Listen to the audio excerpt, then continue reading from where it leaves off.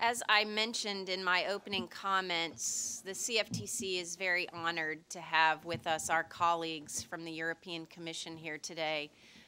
This is a very challenging time for market regulators, and more important than ever, really, for us to be coordinating with our counterparts in Europe. And we are so pleased to have David Wright here with us today to talk about these issues. Patrick Pearson is also to his right at the table, will be participating in the discussion. And I'm going to go ahead and start with David and to let him give an overview of the communication that the EC put out in October and maybe, David, if you could go over the timetable with us to give us an idea of where Europe is headed. Thank you. Commissioner Sommers, Chairman Gensler, Commissioners of the CFTC, thank you very much indeed for inviting us from the European Commission to this Global Markets Advisory Committee. We have worked very closely with the CFTC over many years, and we very greatly value our close relations, and we very much welcome all our contacts with Jackie Mesa and your staffs. We were very honored, as Gary said earlier, to have him over and explain in considerable detail your policy, the U.S. administration's policy on OTC derivatives in a public hearing we had in Brussels, Belgium, earlier this year in September. And I'm here today not just as a genteel act of reciprocity, but also because we in the European Commission, the organization in Europe that proposes European law in the European Union, we believe very strongly that on this subject of OTC derivatives, and indeed on many others, it is absolutely essential that we have a common view and convergent policy outcomes between the United States and the European Union. That indeed is the spirit of the G20 with which we concur. As we all know, the US and the EU have by far the biggest capital markets in the world. By some measures, we believe in the European Union we could be bigger than the United States, but of course that's not the point. For derivatives, almost all the trading, major trading, is carried out in our jurisdictions. We have, of course, very different policy processes. We have different timing and sequencing, and I will say something about that. We have different political forces. You have your Congress, and we have our member states and the European Parliament who decide. But jointly, we must, I believe, work very closely together to assure our common goals and objectives. And this won't be easy, but as I said, I think it's essential. If we do not do this, if our policy outcomes on derivatives show very wide variance, the result will be very simple. It's going to be regulatory arbitrage, unacceptable prudential risk, even the seeds for future financial trouble. We can't afford this, and we shouldn't accept it. This financial crisis will result this year in the European Union of a loss of 4% of GDP, growing unemployment, and a burgeoning public sector deficit, which in the European Union as a whole means that our public sector deficit will have grown by 20% of GDP in 3 years. And the same, I believe, the same magnitude of destruction has happened here in the United States as well. So the system has got to be repaired, and we need, on this issue, more than ever, two mechanics, the United States and the European Union, acting together, acting as one. Already, ladies and gentlemen, there are strong signs that some would like to divide us on these issues. I'm quoting from the Financial Times of the 2nd of December. Headline, Europe and US split over the reform of derivatives. Some of our companies apparently are accusing you of being unwilling to relax the proposed reforms, referring to the issue, of course, whether to exempt end users from the reforms. And somebody is quoted as saying, well, if that results in divergence between the EU and the US, so be it. So the warning signs for both of us are there. and we better take care that we can avoid that.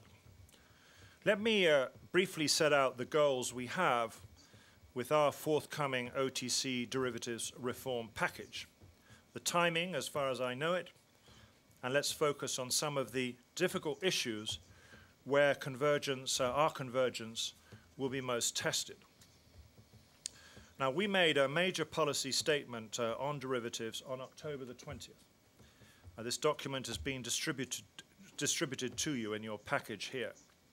It forms part of a policy process which will result in us proposing legislation in next year. And I can tell you that our President Barroso, confirmed now for a further 5 years as President of the Commission, has made it very clear in his testimony to Parliament that this Commission, his new Commission, will propose an ambitious initiative next year. Our starting point is exactly the same as yours. And I'd like to quote Chairman Gensler's testimony before the House Committee on Energy and Commerce Subcommittee on Energy and the Environment on December the 2nd. So you can see here, we look very carefully and we follow all your comments. I'm very honored. You said, Chairman, though there are certainly many causes of this crisis, I think most would agree that the unregulated OTC derivatives marketplace played a crucial role. We fully agree. We believe these markets exacerbated the crisis, the leverage levels, interconnectedness, lack of transparency catalyzed this deep financial crisis and, frankly speaking, I believe very nearly decapitated the whole of the financial system. Credit derivatives did not disperse risk, they concentrated risk and concealed it. Now, let's look at what we are planning to do. And let me say here that we have a change of administration coming, as I told you.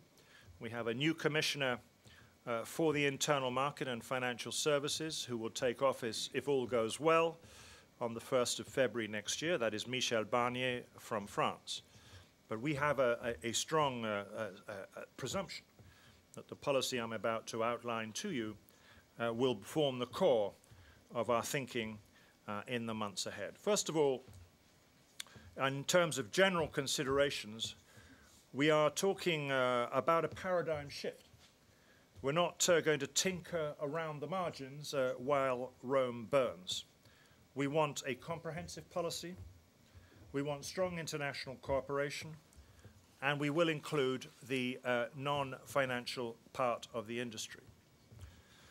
The first part of our policy is to reduce counterparty risk. We will propose legislation to ensure that CCPs are safe and sound, with common safety, regulatory and operational standards. We will propose to improve the collateralization of bilaterally cleared contracts, both in terms of initial margin and variation margin. We will propose to raise significantly capital charges for bilaterally cleared as compared with CCP-cleared transactions. And we will propose mandating CCP clearing for so-called standardized contracts. The second strand of our policy is to reduce what we call operational risk. And by that I mean we want to encourage further collective action by the industry to promote standardization of the legal terms of contracts and of contract processing. We want also to assess the need to reshape operational risk in the Capital Requirements Directive, the translation of the Basel process, in order to prompt standardization of contracts and electronic processing. Now, I can tell you we're going to use the pig iron if necessary, and we're going to set very tough deadlines for industry action. The third strand of our policy concerns improving transparency. What does that mean? It means mandating the reporting of positions and all transactions to trade repositories. It means proposing legislation on trade repositories and the supervision of them.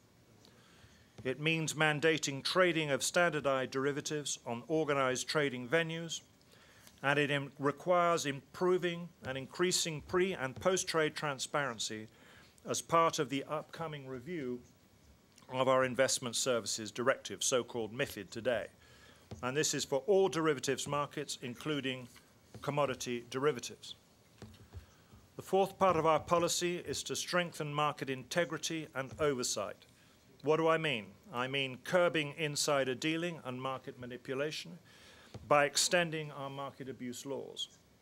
We will, I believe, also in the future look at ratcheting up collectively in the European Union the overall level of sanctions. We must also give regulators the possibility to set position limits to counter disproportionate price movements and concentrations of speculative positions. So that is the basic approach, basic building blocks of our policy. Now, in terms of timing, first of all, we have to do something which we believe is very important as we prepare our final proposals. We have to carry out obligatorily an impact analysis, and that means before we make our formal proposals, we have to look in great detail at whether those strands of those policies that I've been outlining are the right ones. We have to look at the economics of the benefits and the costs, and we have to make judgments about some of this fine detail that will form the final part of our proposal. We try to do our work in a very open way, and I'm a big believer that the more open and transparent the policy process, the better it gets. And so our intention, and we have to see now according to the new Commission, which takes office again on the 1st of February, but our intention would be to start testing some legal texts early next year with our member states and, of course, with the industry. And we will certainly be seeking views from the United States and, indeed, particularly from the CFTC. Thereafter, around the middle of next year, we hope to finalize the first part of our legal text, which will basically cover the CCP issues and the trade repository issues. That's part one. Final proposals, we hope, by around the middle of next year. Thereafter, we will bring forward the amendments on the capital requirements side and on the investment services side towards the end of next year. So we're going to do this in two parts. That is the best timing I can give you today. I hope that will be confirmed. The President, as I said, has made it perfectly clear that this is top priority for his new Commission. Let me now raise, if I may, ladies and gentlemen, some of the difficult issues that it seems to us still need to be discussed and indeed resolved. And some of them we know, having been here for 24 hours, and 24 hours is always a long time in Washington, but we know a lot of these issues are already being actively discussed. The first issue I want to raise with you is the following, and that is the issue of scope. We favor, as I said, a comprehensive approach, inter alia, to avoid regulatory arbitrage. We do not favor exclusions for specific segments of the market, some of the Forex markets, for example. We think CCP per se is desirable, and we believe the burden of proof is on those who believe that a segment X or Y should be excluded. Why should they be excluded? And frankly speaking, we have not heard any convincing arguments of why one part of this market should be included and other parts should not. So we like the idea of a comprehensive approach. Let me now say a few words on the big issue. This is a big issue here and certainly will be and is already in Europe, which is the so-called end-user issue. Now, this issue has come quite late, in a sense, to the debate. We are on the record in our 20th of October communication. We have said the following, and I'm quoting, "The costs of strengthening OTC derivatives markets should not be carried by the taxpayer, but by those who directly enjoy the economic benefit of using derivatives. Some of it can be expected to fall on non-financial institutions." In other words, what we're saying is that there's been a general underpricing of risk in these markets, and so the burden has to be shared to a degree by everybody.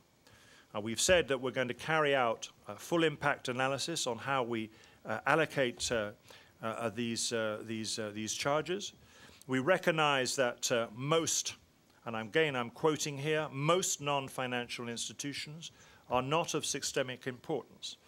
And we will strive to ensure that in our response, we make sure that non-financial institutions who use these markets to hedge their risks will be able to continue to do so. There is no intention to close off markets or close off participants in those markets.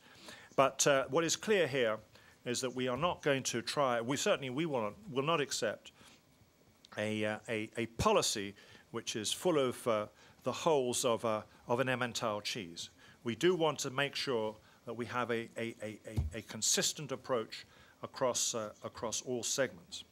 So we don't have any firm positions yet.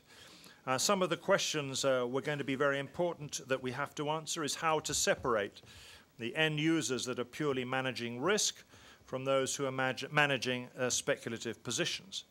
How do we avoid another Metallgesellschaft in Europe?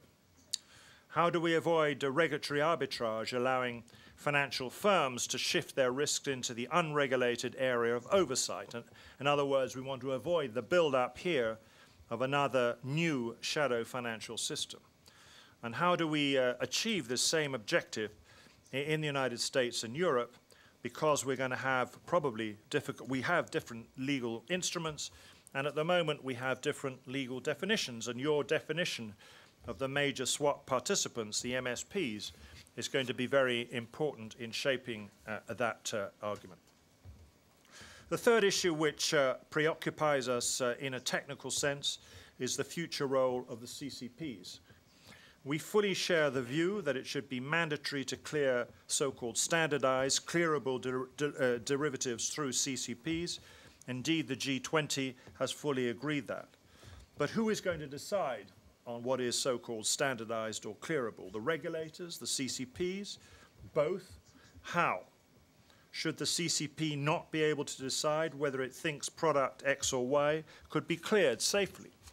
In other words, CCPs might not be directed to clear products if they feel they are unsuitable to be cleared. I think we feel at this stage the decision on whether a contract accepted for clearing by a CCP could be subject to the general clearing requirement should be left to the authorities. So we clearly see a role here in the general decision on whether a product should be cleared. Another issue in Europe concerns the ownership, governance, and robustness of CCPs. Now, this ownership issue, which we know has come up strongly in the United States, is less of an issue for us for several reasons.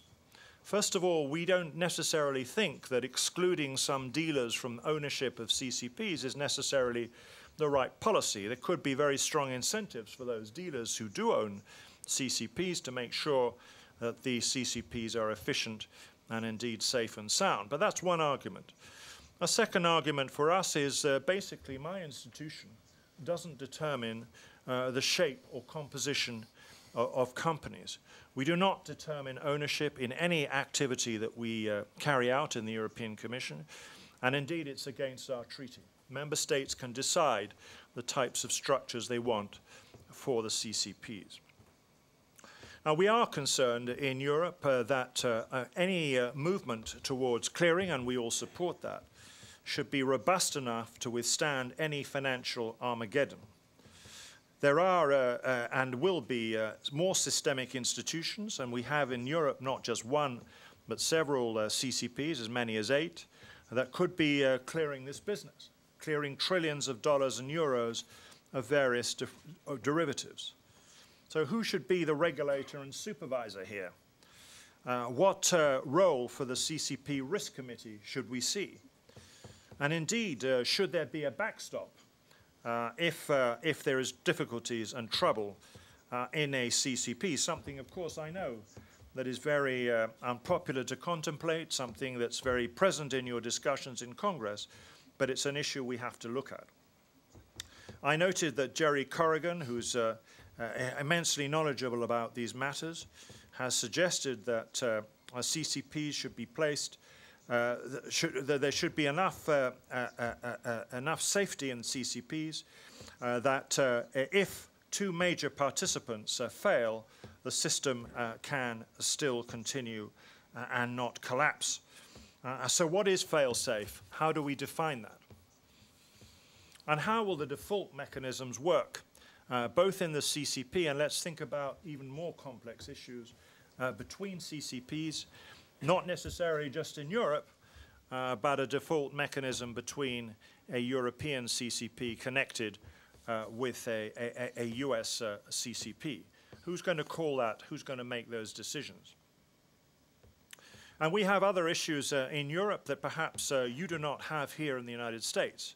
One of them being, how do we get interoperability of clearinghouses in Europe? We do not have a mandatory obligation for that today. Should this be a right, an obligation? Well, I think so. So we're going to have to mandate this in law. And then comes another question. Does this in only equities or do we include derivatives? I certainly hope, and I believe we should be bold here and require interoperability across all financial products cleared in CCPs in the European Union.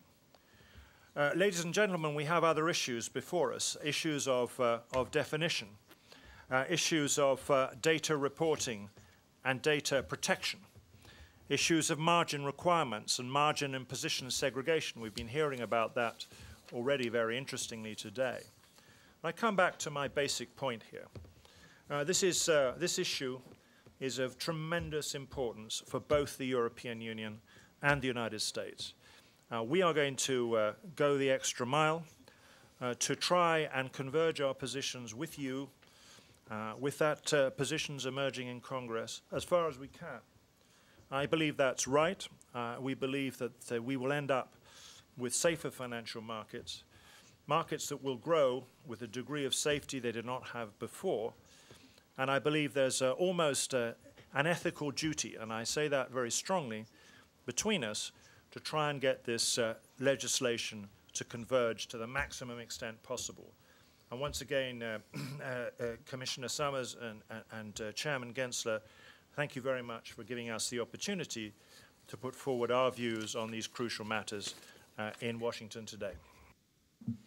Thank you, David. And I'm sure there's probably lots of questions, but at this point I'm going to turn to Terry Arbit from our Office of General Counsel, and Nanda Radhakrishnan is also here from the Division of Clearing and Intermediary Oversight, and Terry is going to give an overview of the proposals in the U.S.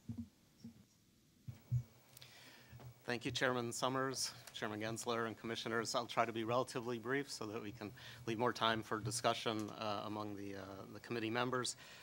Staff at the CFTC has been working hard on the legislative matters, not just General Counsel and clearing divisions, but all of our other divisions as well, market oversight, legislative affairs, international affairs. We appreciate the support of the commissioners that we've had for many, many months, dating back to Commissioner Dunn's tenure as acting chairman earlier this year. In the materials, I think there's a short, some call it a chart, some call it a table, but we've tried to summarize some of the issues that would be most relevant to trying to compare what's going on in Congress with the issues that we just heard about in the international perspective. This by no means is all of the provisions in the 200-page legislation. Terry, I'm just going to help. It looks like this. It's a side-by-side, some people might call it. Side by side by side by side. Yeah. And I think it's 7 pages long. And I'm going to try to just walk through those issues without getting into a great layer of depth on any of them. I think most people have some familiarity with them. Much of this side-by-side, I think now, is actually just of historical interest for those who've been following the events on Capitol Hill. We have several columns that talk about various bills from the House Financial Services Committee, House Agriculture Committee. But the key at this point in time this week is the right-hand column, which would be the Peterson-Frank substitute bill, which, as I understand the legislative process, will be the vehicle to go to the floor of the House of Representatives later this week, and that will be the OTC bill that people will be voting on and offering amendments on. So that's the column that I'll be focusing on primarily in talking about this. Just one other introductory comment on the chart. What we've tried to do here at the staff level is highlight those where there have been disagreements during the debate. And so you will see that there are some provisions that are vitally important, but that actually are not listed in the chart, swap repositories being a good example. There are provisions on repositories in the legislation, but they've remained the same from the administration's original proposal all the way through to the Peterson-Frank substitute. They are not very detailed, actually, in the legislation about repositories. They'll leave it up to the CFTC and the SEC and our rulemaking authority to implement those. But the chart, we tried to focus on those issues that had generated debate and controversy over time. And actually another example, sort of on the flip side of the repositories, though, another issue that is not in the chart, because there has not been a difference among our committees on it, but following up on the first half of today's meeting, is bankruptcy. That's, from what we heard this morning, earlier today, obviously a critical issue, and yet none of the bills that have been offered have included bankruptcy provisions in them. So that remains a gap really across the board, and that's why you won't see it in the chart. We have nothing to compare. So, but in terms of what is here, and the issues that have come up, these really do, I think, track what's going on in Europe. Certainly all the discussions we've had at the staff level with counterparts overseas, the same issues are coming up, and there seems to be harmony of approach at the staff level. What I'll try to do is summarize where Congress seems to be at least at the House of Representatives side. The first question, which always is sort of who's in and who's out, and there we have definitions of swap dealers and major swap participants. They are in. I'm not going to really focus much on swap dealers because I do think the critical one is probably the major swap participant issue. And the relevance here is primarily who will be subject to the capital rules, the margin rules, the business conduct rules, the reporting and record keeping rules. That's the significance primarily of whether you are or are not a major swap participant. And the same issues that that are being confronted out in Europe are certainly being confronted here. The smaller the category of major swap participants, then some would argue the larger the loophole from the regulatory regime. On the other hand, sweeping in entities and firms that arguably should not be swept in is also not good public policy. I've heard there seems to be, at least in meetings I've been in, a fair amount of agreement on kind of what the concept is, but as reflected by the side-by-side, there have been an awful lot of efforts to capture that agreement, and I leave it to others to determine whether they've hit it yet. The general sense is that true risk management, true commercial hedgers should perhaps not be swept in unless that failure of a hedger, a firm like that, could have implications for for other counterparties that are sufficient that they need to be brought into the regulatory regime. That seems to be the goal that most of these bills have been trying to hit, but they each have done it a little bit differently. The Peterson-Frank substitute is a formulation that hasn't appeared before in some respects. It's got some similarities, some differences. The key phrase that is generating debate this past week seems to be the references to operating and balance sheet risk, which would be a means to exclude firms from the definition of major swap participant, which again would then exclude them from the requirements of business conduct, record keeping, capital, and margin.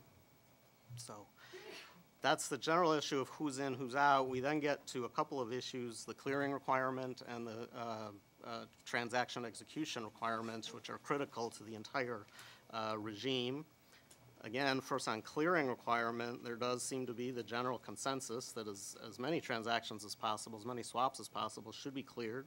It's consistent with the G20 declarations.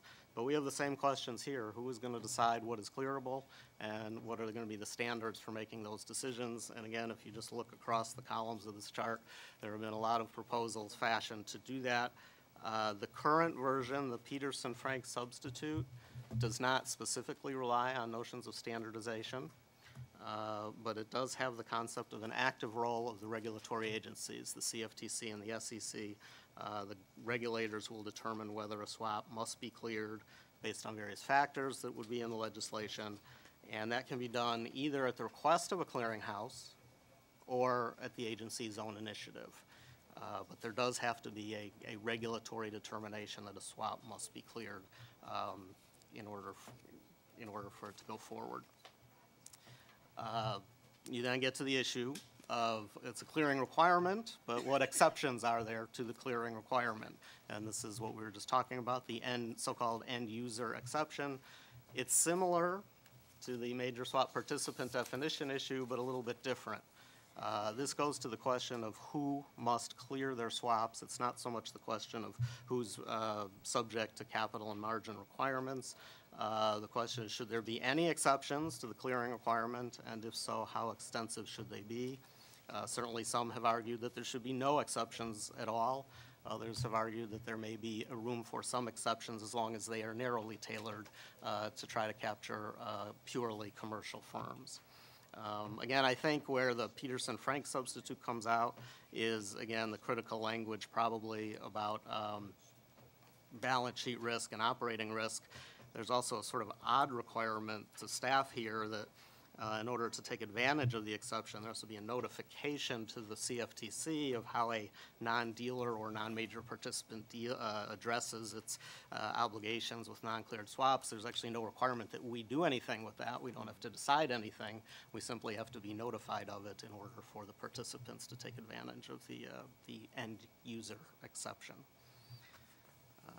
That then leads into the question of an exception from the trading requirement. Generally, swaps must be traded on trading venues, either contract markets here or these swap execution facilities. But the question comes up, if the swap doesn't have to be cleared, does it still have to be traded on one of these trading platforms? Some have argued that the two are distinguishable, and even if it's not cleared, the swap should still be traded on the trading platform. Most of the bills, in fact, I think all of the bills have not taken that route. They have all provided one way or another that if the swap is out of clearing, it's also out of the trading requirement. Terry, where I don't expect you to take a point of view as a Deputy General Counsel, but are they distinguishable? Just that point? Is a clearing requirement and a trading requirement from a technical legal point of view? Could you distinguish the two? I think they could be distinguished. Right, thanks. The Peterson-Frank substitute, while it, like its predecessors, does link the two, but it does make clear that reporting is required. If the swap is not cleared, it doesn't have to be traded on one of the organized venues, but does still need to be reported. I'm really going to quickly just touch on the others. I think those are the key issues, the critical ones that probably are the most interesting for discussion. But just a couple of the others are the ones that are in the chart that have international implications. The Peterson-Frank substitute would give us here in the CFTC and the industry a new set of DCO core principles. These principles are consistent with international standards today. They were designed to respond to arguments by some that the existing core principles from the CFMA 9 years ago were not sufficiently robust. But in addition, under the substitute, the CFTC would also have rulemaking authority to supplement or change or adapt the rules for clearinghouses as time goes on. The next are these trading platforms, the swap execution facilities. This is an interesting area because I think the question that's come up is sort of what model these platforms are going to have. Clearly, the administration's bill was focused on a model of a trading platform similar to the Intercontinental Exchange. You'll see if you follow the flow of the chart that over time the definition of these facilities has expanded to encompass different models similar to the alternative trading systems on the security side, the voice brokerage type of business. And I think how that business relates to the swap execution facility, how that fits in, is probably an issue that really isn't fully resolved in the House bill and will probably be debated further when it gets over to the Senate. Position limits. All of the bills have provisions where the CFTC may set aggregate position limits that will include swaps, that will include Foreign Board of Trade contracts that are linked to U.S. contracts. The one thing I highlight in the chart is that the Peterson-Frank substitute also does include a requirement for the CFTC to set futures and options limits within a short number of days after the bill is enacted for physical commodities, the energy and the agriculture. So that's one place where the legislation is extending beyond swaps to cover futures and options as well. Foreign boards of trade, there are provisions on foreign boards of trade. Again, all of the bills have consistency that for a foreign board of trade that seeks direct access to U.S. customers, the legislation essentially codifies the Commission's current policy on what conditions will be imposed in that situation. Where they've differed, as you can see, is whether actual registration will be required of foreign boards of trade. The administration had proposed that there should be a registration requirement, which I think staff here thought of as kind of a registration light type of regime, but even that is not included in the Peterson-Frank substitute. There's not a registration requirement. The old concept of the multilateral clearing organizations under FDICIA and the CFMA has disappeared in the Peterson-Frank substitute, although all of the bills have had provisions where the CFTC can exempt foreign clearinghouses that they find are subject to comprehensive supervision and regulation by appropriate standards overseas. And last, extraterritoriality, the last one on the chart.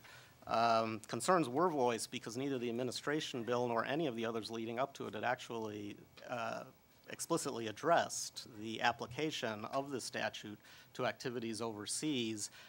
Concern was voiced, and the Peterson-Frank substitute does include a provision that specifically spells out that the law will not apply to activities outside the U.S. unless those activities have a direct and significant connection with activities in or effect on U.S. commerce, or if they contravene rules that the CFTC sets up to try to avoid evasion of the new law. I think that's generally consistent with the extraterritoriality provisions that already exist in the federal securities laws. That's the chart. I want to mention just two other things very quickly that didn't make the chart. But one I know is very important to everybody here and overseas, which is governmental access to data in the repositories.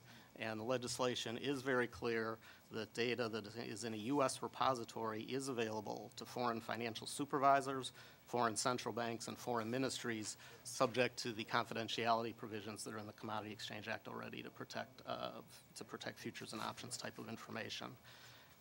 And last, just to show the comment about how fast things move, it's not really day to day, sometimes it's hour to hour. I finished this chart shortly before the meeting started, and as I came down here, I got a message on the BlackBerry that it's already obsolete.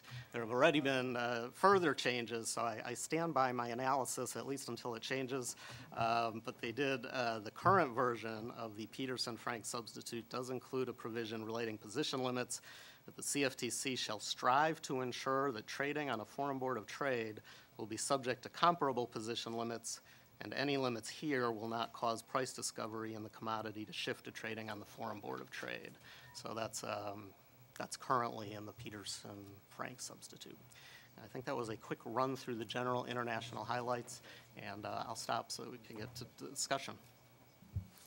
Terry, could you just expand on one area that I would think would be interesting to everybody, but particularly David Wright and his colleagues, is you talked about extraterritoriality, but when in the bill could the SEC or CFTC, or for that matter the prudential regulators, under the bill, David, the prudential regulators set the capital standards for these swap dealers.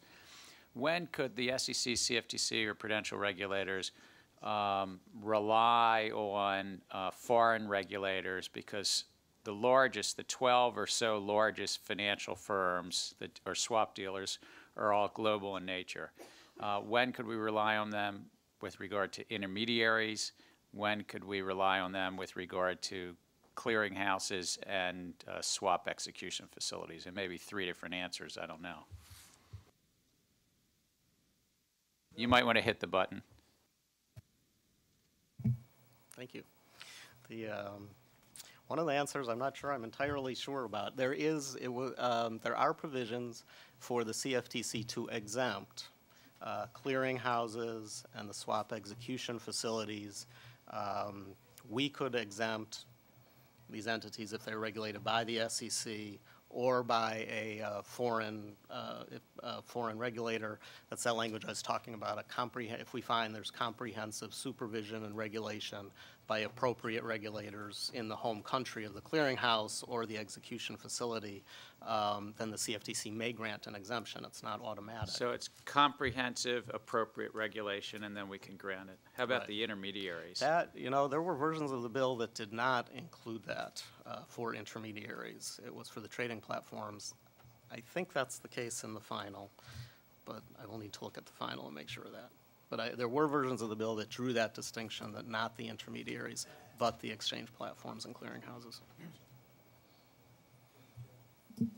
There's a lot of issues to cover, and I know many of you have questions and comments about several different portions, so I'll go ahead and open it up for, sure.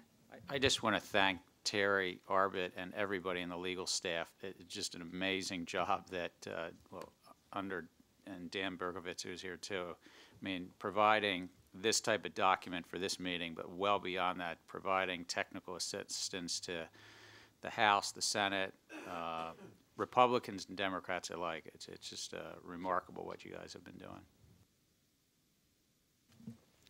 So I'll go ahead and open up the floor.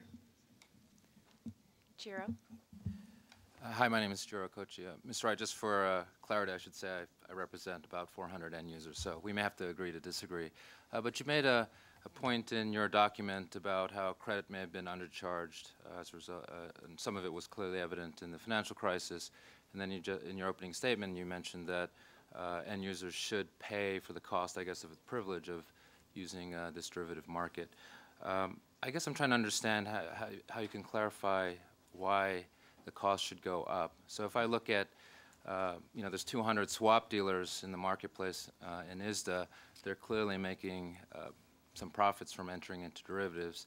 And from an end user perspective, when they enter into a swap transaction, they're looking at the overall cost of the banking relationship, and I believe it's vice versa. So you're looking at how much you're paying for your loans, how much you're paying in fees, and related to that, how much are you paying for the cost of entering into the derivative. So I'm just trying to understand if you think derivatives are underpriced for end users and the cost for margining and clearing should make up for the new price under the reform, or if I'm missing something.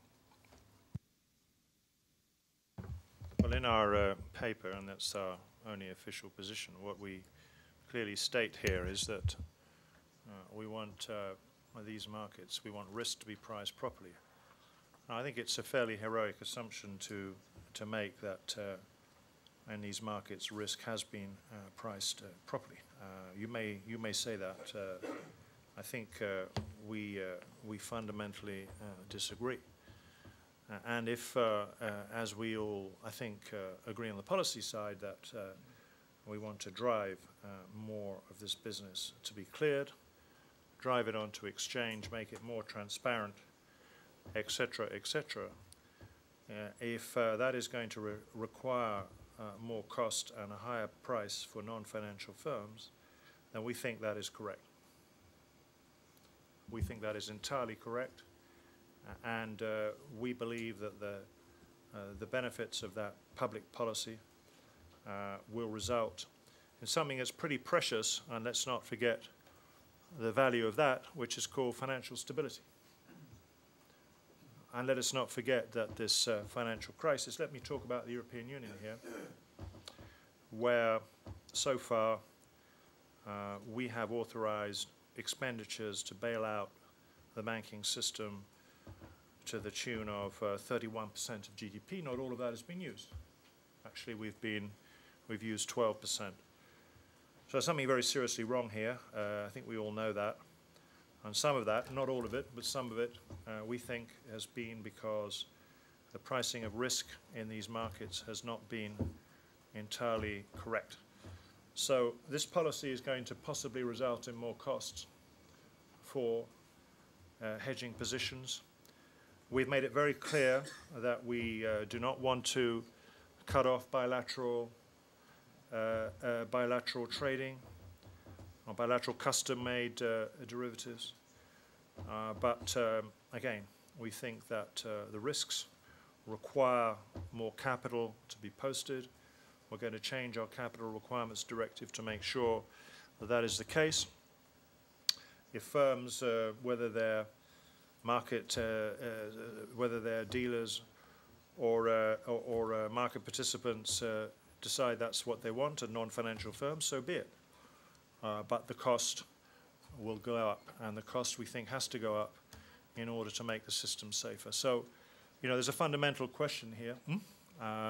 We're not dictating prices, but we are saying we want a safer system. Yes, very much so. I think this is an interesting and challenging issue, and as Terry captured it so well, although there may be agreement on which direction to head with the decision makers on Capitol Hill, capturing that decision in actual language has been the real challenge. On this particular issue, does anybody else have comments? George?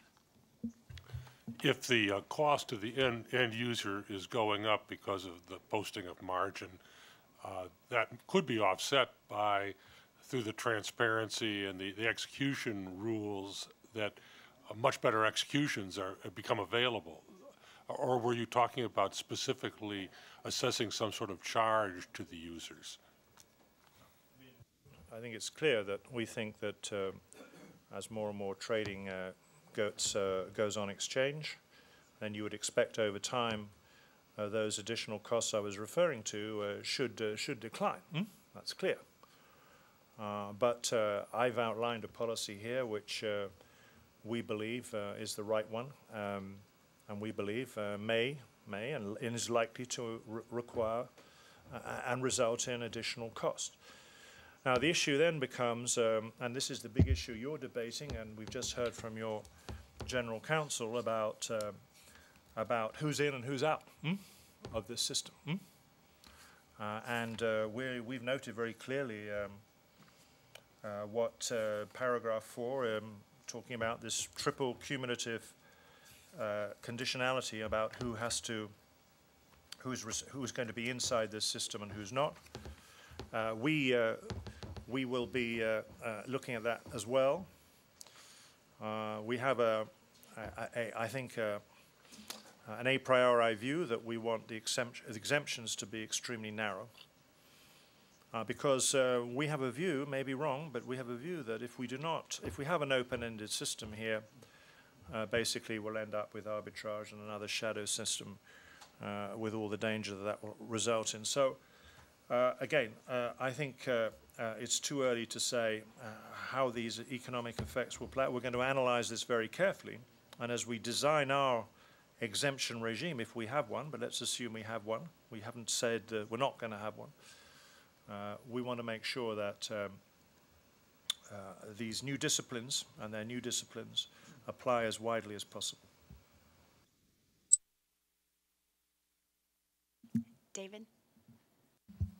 Well, I'd like to at least provide the perspective of the business end user, since I'm perhaps in the minority in the room here, but just make a few points. As a business end user, we clearly see the benefits of the financial regulatory reform, especially in the areas of increasing transparency and reducing systemic risk and restoring financial stability. Those are certainly all good things from our perspective. However, we're keenly interested in making sure that any new regulations not eliminate the important flexibility we think we need to effectively manage risk in our business. And so specifically, what do we mean? First off, we believe that business end users do not pose systemic risk to the financial system. And in fact, end users, trades represent only a small minority of the total sort of OTC derivatives market. We're not in the business of speculating and gambling for profit. It's not in our policy or our charter. We believe it's imperative that end users continue to have the flexibility to enter into bilateral customized transactions that best address the risk profile that we have in various aspects of our business and to mitigate that risk. And so we're clearly in favor of exemptions for business end users from central clearing and bilateral margining. Now, without these exemptions, we think we'd suffer the burdens of losing hedge accounting treatment in many cases for many of the transactions that we would engage in. which introduces significant earnings volatility to our P&L. It would also impose perhaps onerous requirements for taking capital away from what we would deem more productive investments in our business and in growing our business and employment, and divert that precious capital to cover things like margin requirements. So bottom line, we as a business end user support many of the benefits of the proposed regulatory reform, but we'd like to ensure that regulation not overreach and end up stifling or inhibiting the important flexibility we need to mitigate the risk in our business and to invest the capital that we need to grow our business. Could I just ask, then we might have both a response, and thank you for joining the committee, by the way. You mentioned ability to customize. I ask you if you are familiar that the administration proposal and every bill in Congress that's been submitted so far since May allows for customized transactions. So that's a valid point you're raising. The administration supports it. Chairman Peterson's bill, Chairman Frank's, Chairman Dodd's bills, I think Senator Reid also had a bill, all supports that exact point. Is it some other point that you're debating? I think it is. I think it's saying that as an end user, you don't want standardized transactions to be on clearinghouses. I just wanted to separate what I think it is that you're raising. But customized transactions have been fully supported by the administration and by each of the committees. And if I'm correct, then the question of standardized transactions, by the way, you would still be able to get hedge accounting. I find that being raised, with all respect, is adequately addressed because you could customize a transaction and be able to get your hedge accounting. I probably come out a different place. I'm where David Wright is. I think that the taxpayers in this country have $180 billion in AIG. That's $600 each one of us has in there. And I know that at Boeing, you probably had sales go off. You had to look at a year that was probably very much below your current budgets. So it hit Boeing, it hit every shareholder of Boeing, every employee of Boeing. And I don't know how many people you probably would have hired if employment was better in this country. So this calamitous situation hit everybody at Boeing as well. So I sort of more am with where David Wright is. I think we should have all standardized swaps in clearing. But recognizing maybe the votes aren't there in Congress. Maybe the Boeings and the others in this great democracy of ours will convince Congress not to do it. My question for you is, could you, as Treasurer of Boeing, support requiring that standard swaps be brought to a transparent trading venue while you're still exempt from a clearing requirement? Well, Mr. Chairman, I guess I would have to make sure I understand the technical distinction you're making. I think that here, I'll explain it. Yep. Trading is where buyers and sellers meet in the marketplace, where price discovery occurs, where information deficits that occur in the market right now are exposed, and where a transaction occurs. And then prices are reported, post-trade transparency. Clearing is something that happens for months or years after the trade that has to do with risk mitigation. Risk mitigation because these derivatives values change in value. Right now we have Wall Street, really 5 banks, that internalize both the trading and the risk management. And what I'm strongly recommending for the benefit of economic growth and efficiency in markets is that both are moved, but the trading side benefits. If every treasurer in America, every assistant treasurer in America had a screen and could see the pricing of interest rate, currency, commodity, equity, credit default swaps, the spreads would narrow. And economists say when spreads narrow, liquidity goes up. Wall Street will probably contend, no, not really. Liquidity won't go up. But I think you benefit as a treasurer of Boeing every time you're thinking about issuing debt, that there's something called, that corporate bonds are now reported in a real-time basis. I think you benefit when you do a share repurchase. If you were going to do a share repurchase and you didn't know where your stock was trading, you'd say the SEC wasn't fully doing their job. And if you were hedging something in the futures market and you were trying to hedge it and didn't know where the last futures price traded, you'd say we here weren't really fully doing our job. So what we're talking about is not small, it's a big thing, but it would shift an information advantage to you as an end user. And then